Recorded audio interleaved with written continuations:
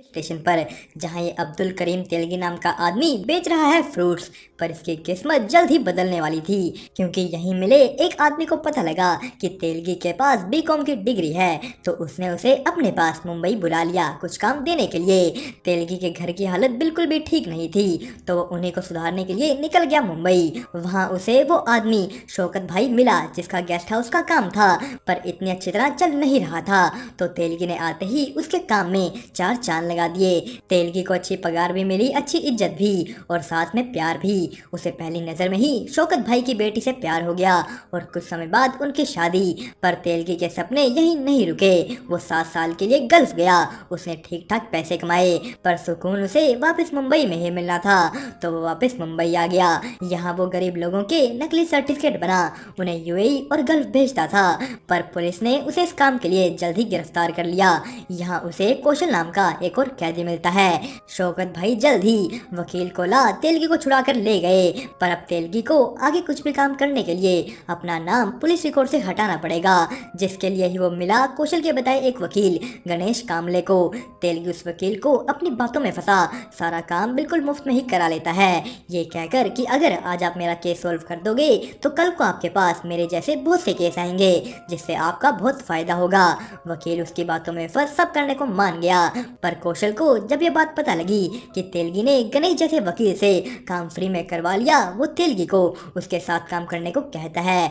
वो कहता है कि मेरे साथ चलो, मैं बताता हूँ तुम्हें कि मुंबई को सपनों की नगरी क्यों कहते हैं। कौशल ने तेलगी को समझाया डेड शेयर सर्टिफिकेट का काम, कि कैसे वो कंपनीज में पड़े रद्दी शेयर सर्टिफिकेट में से निकालते हैं अधेसिव स्टैम्प्स। वो इन डेड सर्टिफिकेट्स में केमिकल लगा स्टैम्प्स निकाल लेते हैं, और फिर उन्हें अच्छी तरह साफ कर बेचते हैं शेयर मार्केट्स के ब्रोकर को असली दाम से कुछ कम दाम में। पर अब उनको उनके काम का सही दाम नहीं मिल रहा, क्योंकि उनके इस धंधे में आ गया था नया कंपटीटर। उन लोगों की ओल्ड कस्टम हाउस में सेटिंग थी, जहां से उन्हें ये अधेसिव स्टैम्प्स आराम से मिल जाते थे। तो अब कौशल और तेलगी को कस्टम हाउस जाकर ही उनका काम बिगाड़ना होगा। वो दोनों कस्टम हाउस के एक एम्प्लॉय से अपनी सेटिंग करने ही वाले थे कि उनके कंपटीटर उन्हें मारने वहां पहुंच गए। वो उन्हें पीटना शुरू कर देते हैं, पर ऐसा करते हुए तेलगी की नज़र एक आदमी पर पड़ी, जो अधेसिव स्टैम्प्स ऐसे ही छोड़ किसी और तरह के कागज को चुरा रहा था। ये कागज है स्टैम्प पेपर। तेलगी अगले दिन उसी एम्प्लॉय के पास वापस गया, जो उसे बताता है स्टैम्प पेपर के बारे, कि ये अधेसिव स्टैम्प्स स्टैम्प पेपर के सामने कुछ भी नहीं। इस स्टैम्प पेपर को बेचकर हमारी गवर्नमेंट कुल 33,000 करोड़ रुपए कमाती है, क्योंकि ये कागज हर जगह इस्तेमाल होता है, किसी भी तरीके की सेल में, डीड में, यहाँ तक कि वसीयत में। कोई घर खरीदता है या बसाता है, ये कागज हर जगह चलता है। अब तेलगी और कौशल मिलकर करने वाले हैं स्टैम्प पेपर का धंधा। ये स्टैम्प पेपर नासिक के सिक्योरिटी प्रेस में बन कड़ी सिक्योरिटी के साथ सबसे पहले रेलवे के जरिए आता है मुंबई, और फिर जाता है पूरे देश में। तेलगी और कौशल को बस इसी सफर के बीच ये स्टैम्प पेपर चुराना है। उन दोनों ने मुंबई के रेलवे स्टेशन पर जा सब कुछ देखा और अपने साथ जोड़ा वहाँ के असिस्टेंट स्टेशन मास्टर को। तेलगी ने उसे भी सबकी ही तरह अपनी बातों में फंसा लिया। वो लोग चोरी इस तरीके से करना चाहते थे कि चोरी का किसी को पता ही ना लगे, तो वो नकली स्टैम्प पेपर्स को असली स्टैम्प पेपर से बदलने वाले हैं। उन्होंने एक आर्टिस्ट से प्रिंटिंग प्लेट बनवा ली और एक बंद प्रिंटिंग प्रेस में शुरू की अपने स्टैम्प पेपर की प्रिंटिंग मशीन। स्टैम्प पेपर छप गए। कौशल तेलगी को कहता है कि अरे भाई, स्टैम्प पेपर तो हमने छाप लिए, तो इन्हीं को बेच लेते हैं ना। जिस पे तेलगी ने कहा नहीं, ऐसे हम पकड़े जाएंगे, पर अगर हमारा नकली स्टैम्प पेपर असली स्टैम्प पेपर के समुद्र में जाता है तो उन्हीं में घुल जाएगा। वो लोग मुंबई में स्टैम्प पेपर की हेर बदल करेंगे, जिसके बाद वो पूरे देश में बढ़ जाएगा। अब सरकार पूरे देश में तो उन्हें ढूंढने से रही।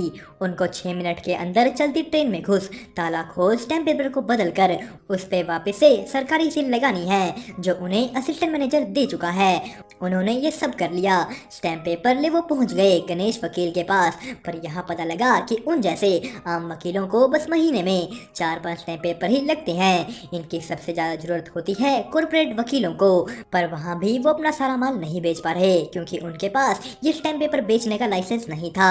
तेलगी के पास अब स्टैम्प पेपर तो भर कर हैं, पर कोई खरीदार नहीं। वो खुश नहीं, क्योंकि उसने ये काम बस थोड़ा सा कमाने के लिए नहीं किया था, और उनके मोहल्ले में भी बार बार पुलिस की रेड पड़ती रहती थी।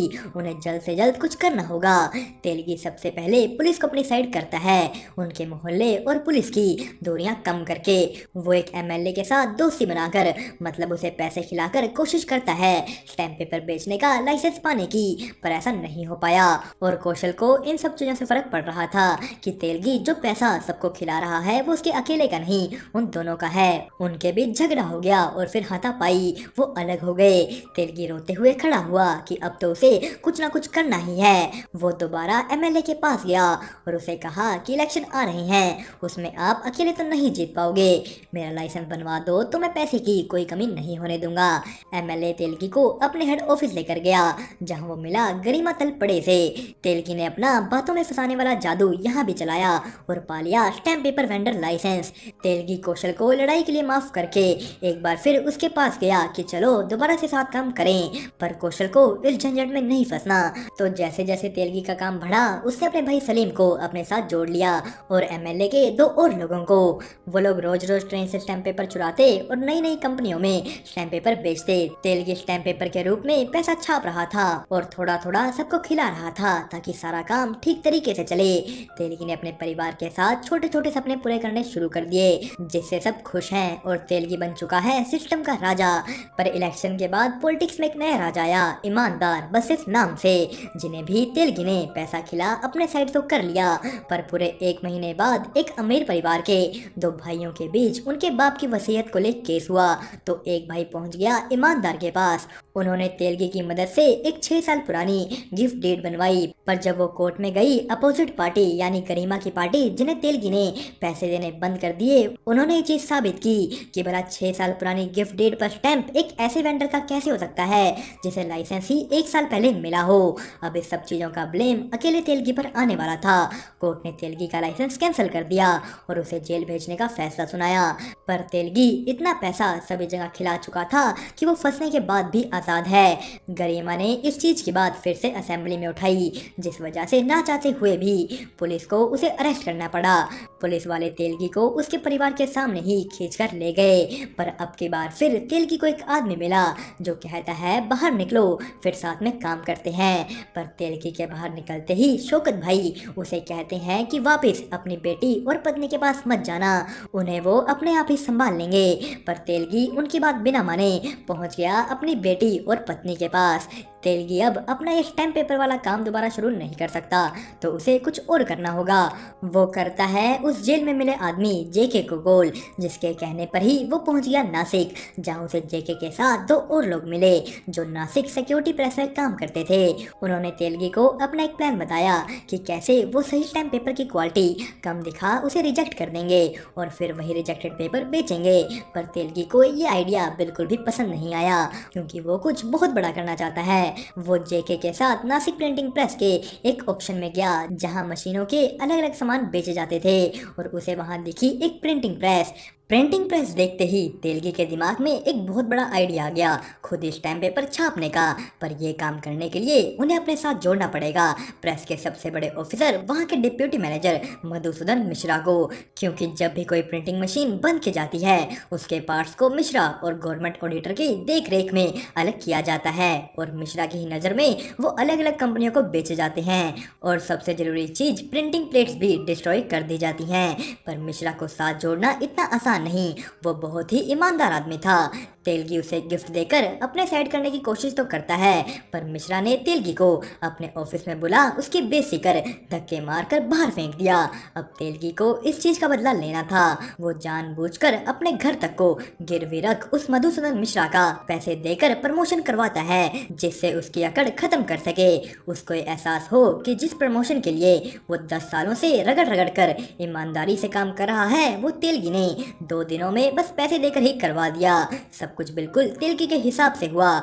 उसने मिश्रा को उसका ही प्रमोशन करवा तोड़कर रख दिया, जिसके बाद समझाने पर कि ईमानदारी में कुछ नहीं रखा मधुसूदन जी, हमारे साथ जुड़िए और अपना विकास कीजिए। मधुसूदन भी मान गया। उसने एक मशीन को खराब बता उसका ऑक्शन करवाया, जिसमें सभी पार्ट्स तेलगी के ही 5 लोगों ने अलग अलग कंपनियों के नाम पर लिए। और रही बात उन ओरिजिनल प्रिंटिंग प्लेट्स की, मिश्रा ने वो भी नकली से बदल दी और गवर्नमेंट ऑडिटर के सामने दिखा दिया कि प्लेट्स कट चुकी हैं। सारा सामान तेलगी की मुंबई वाली प्रिंटिंग प्रेस में असेंबल हो गया। उसने मिश्रा की मदद से स्टैम्प पेपर बनाने वाली इंक भी पाली और पेपर भी। तेलगी बाप बन गया क्योंकि उसके घर पैदा हुआ स्टैम्प पेपर। उसने अपने साथियों के नाम लाइसेंस ले काम शुरू किया और बनाया पैसा ही पैसा, इतना कि पूरा कमरा भर दे। उन्होंने नए नए ऑफिस खोले, दिन रात लाखों के स्टैम्प पेपर बेचे। कर्नाटका में भी उन्होंने अपना बिजनेस शुरू कर दिया। अब आखिरकार तेलगी पैसा कमा नहीं बना रहा था, उसकी सिस्टम फिर से सेट हो गई। तेलगी ने कर्नाटका के मिनिस्टर्स के साथ भी दोस्ती बना ली, अपने भाई को एक पॉलिटिशियन बना दिया। पर तभी एक दिन शौकत भाई की मौत हो गई। 1988 शुरू हुआ। अब तेलगी को अपना काम और बढ़ाने की चाहत थी, जिसके लिए उसने उठाया एक बहुत ही ज्यादा बड़ा कदम। वो मधुसूदन मिश्रा को क्या नागपुर सिक्योरिटी प्रेस ही मेंटेनेंस के नाम पर बंद करवा देता है, ताकि मार्केट में स्टैम्प पेपर की सप्लाई कम हो और उसके प्रिंट किए स्टैम्प पेपर की डिमांड बढ़े। और स्टैम्प पेपर प्रिंट करने के लिए उन्होंने और मशीनें खरीदी। उसके सभी साथी अलग अलग डिपार्टमेंट संभालने लगे, पर एक सुलेमान नाम का उसका साथी थोड़े और पैसे कमाने के लिए कुछ स्टैम्प पेपर को खुद से बेचने लगा। उसको लगा कि अगर वो थोड़ा सा चुरा भी लेगा तो किसी को ना पता लगेगा ना फर्क पड़ेगा। पर तेलगी को इसकी भनक जल्द ही पड़ गई। उसने सुलेमान को कहा कि अरे अगर तुझे थोड़ा फालतू पैसा चाहिए था तो मांग लेता ना, चोरी करने की क्या जरूरत पड़ गई। तेलगी और उसके बीच बहस हो गई, क्योंकि उसने भी आगे से कह दिया कि अगर समुद्र में से कटोरी भर ली तो क्या फर्क पड़ गया। तेलगी ने उसे मारना शुरू कर दिया और गुस्से में इतना मारा कि सुलेमान की जान ही ले ली। पर कुछ दिनों बाद टेंशन और स्ट्रेस की वजह से उसकी खुद की तबीयत बिगड़ गई। डॉक्टर ने तेलगी को ब्लड प्रेशर की प्रॉब्लम बताई और स्ट्रेस कम लेने को कहा। इधर कर्नाटक में उसका भाई सलीम एक एमएलए बन चुका था, तो वो लोग एक बार में पार्टी करने गए। इस बार में तेलगी को एक लड़की बहुत दिनों से अच्छी लगती थी, तो उसने आज उस पर पैसा उड़ाना शुरू किया। पर तभी वहाँ एक और आदमी उसी लड़की पर पैसा उड़ाने लगता है। उन दोनों के बीच मानो जंग शुरू हो गई कि कौन ज्यादा पैसा उड़ाएगा। और जब तेलगी के पैसे खत्म हो जाने पर उस आदमी ने औकात की बात कर दी। तेलगी ने सलीम के मना करने पर भी कुल 90 लाख उस रात बार में उड़ा दिए। अभी तक सबको लगता था कि तेलगी के पास इतने पैसे नहीं हैं, पर इस राज की खबर बाहर जाने पर तेलगी के लिए काम कर रहे सभी आदमियों को पता लग गया कि उसके पास बहुत पैसा है और वो उन्हें तो बस थोड़ा सा ही दे रहा था। सभी ने तेलगी से और पैसा मांगना शुरू कर दिया और एक शो ऑफ वाली रात में बिगाड़ कर रख दिया तेलगी का सारा बना बनाया सिस्टम। दोस्तों, स्कैम 2003 तेलगी स्टोरी का फर्स्ट पार्ट यानी फर्स्ट 5 एपिसोड की कहानी यहीं पर खत्म हुई। इसके नेक्स्ट एपिसोड रिलीज होंगे नवंबर के महीने में, जिनकी भी एक्सप्लेनेशन